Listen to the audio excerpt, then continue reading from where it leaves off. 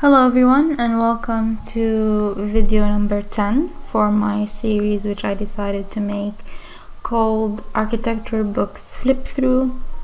For this video I decided to flip through a book called, it's basically for an architect, Antoni Gaudi.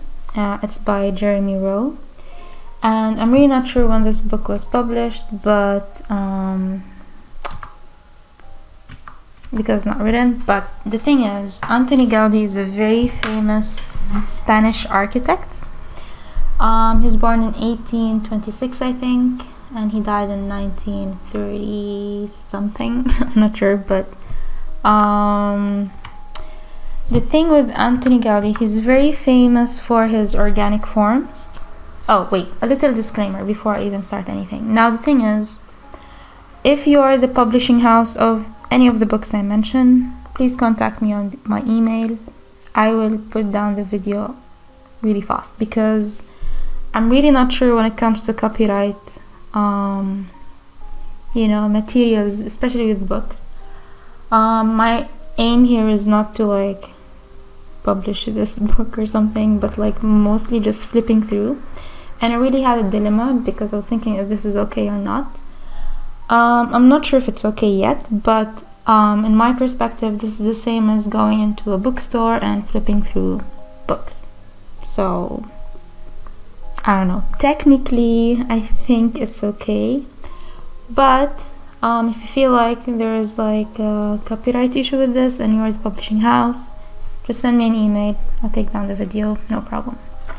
So, the thing with Antoni Gaudi, so he's a very famous Spanish architect. He's very famous for the Sagrada Familia. If you're an architect or an architecture student, I'm sure you've heard about it or even seen it. It's very famous for its structural system, and it's been, under construction since 1800 something. I'm not sure. It's still also under construction, and he really likes colors and using ceramic tiles. So basically I really love how the beginning of the book starts with this image here, because it's basically his style and his aesthetic. So it's all organic forms. It feels very natural, very close to nature kind of style. Organic is the only word I can use here. And he really likes colors. If you also know another architect called Nº10, I think he's a German architect. It's very similar to this, but yeah. So I really like this book because of, before we start, let's check the contents first. So basically, the good thing about this book is his biography at the end of the book is really good. I mean, it's just one page basically, but it's a summary of his life. When did he study architecture? When did he graduate? His basically the timeline of his life. So the contents, there's a prologue, there's his perspectives on his life. There's a lot of case studies here, but it doesn't show any of the plans or sections or elevations, which I thought was really sad. But basically, if you're just interested in an overview or a summary of his work, then this is perfect. The thing with Antoni Gaudi is you either like his style or you hate it. Most of his projects have a lot of details and there's a lot of curves. I don't think I've seen any of his buildings have any straight lines like this, the Bauhaus or the Bauhaus or the modernism, or these very industrial, rigid style. I remember really being into this style back in architecture school. I really like straight lines. I don't like curves.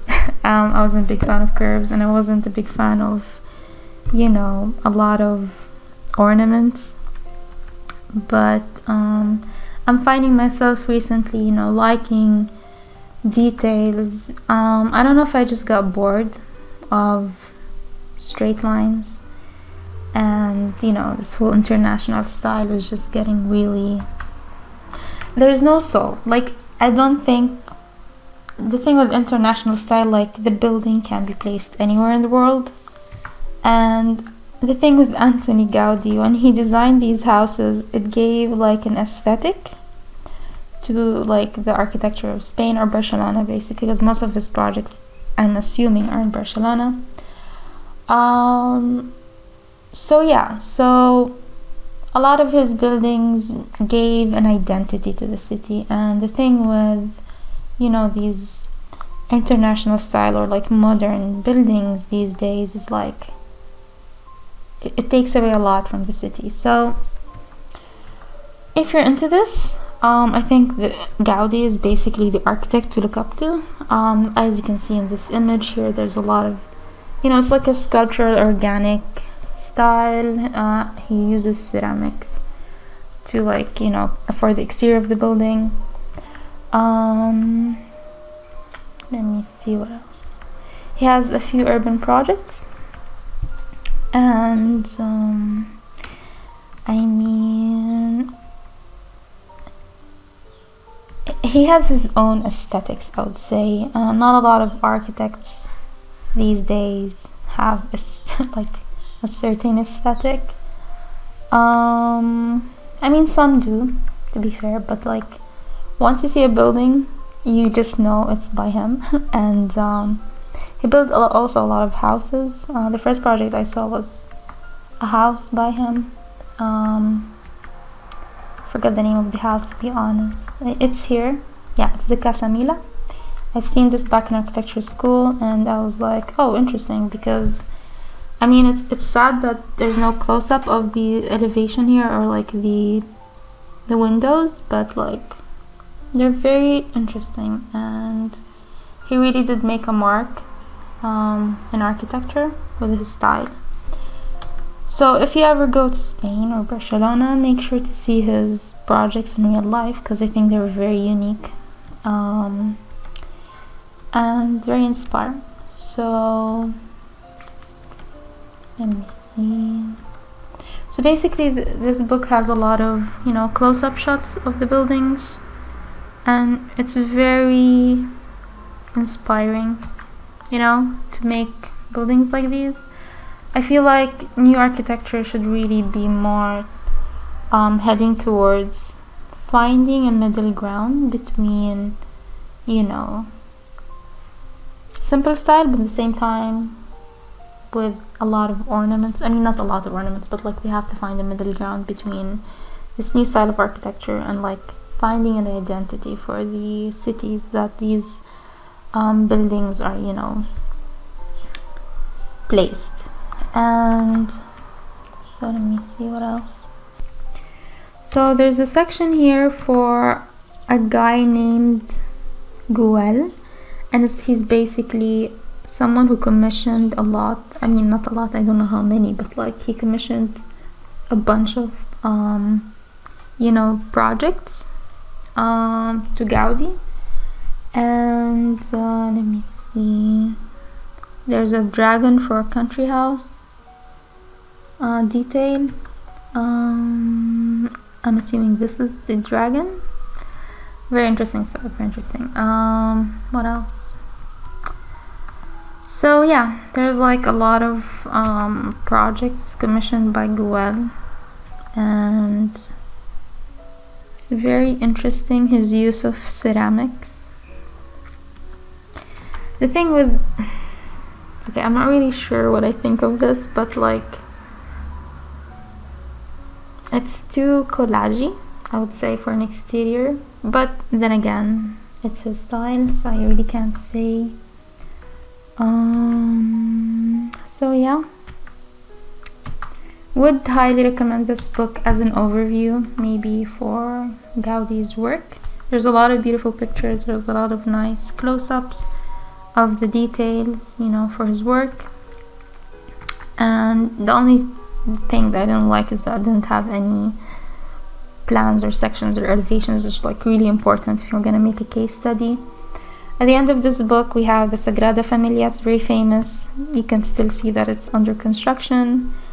The cathedral started in 1882, so, but it's still not done yet. So if you go there, you're gonna see like it's still under construction, but the details are just insane. What else? So there's a lot of close-ups for the cathedral details and the exterior. This is really nice. I like this tree detail with doves. Very interesting. So what else? So yeah, this at the end of the book they just made a biography. He was born in 1852. Did I say 1830? Oh my god, I say 1822. Okay, my bad, I was wrong. He was born in 1852 and he died in 1926. He was knocked down by a tram. Ouch. So yeah, that was it for the book. It's a really nice book. I like it. I like the photos. Very beautiful, detailed photos. The only thing that I wish there was more. I was more towards architecture, details. I mean, sections and elevations and construction documents. But yeah, I would recommend it if you're interested in knowing more about his work, his style, his aesthetics. And again, if you're the publishing house, let me know. I'll take it down, promise. So yeah.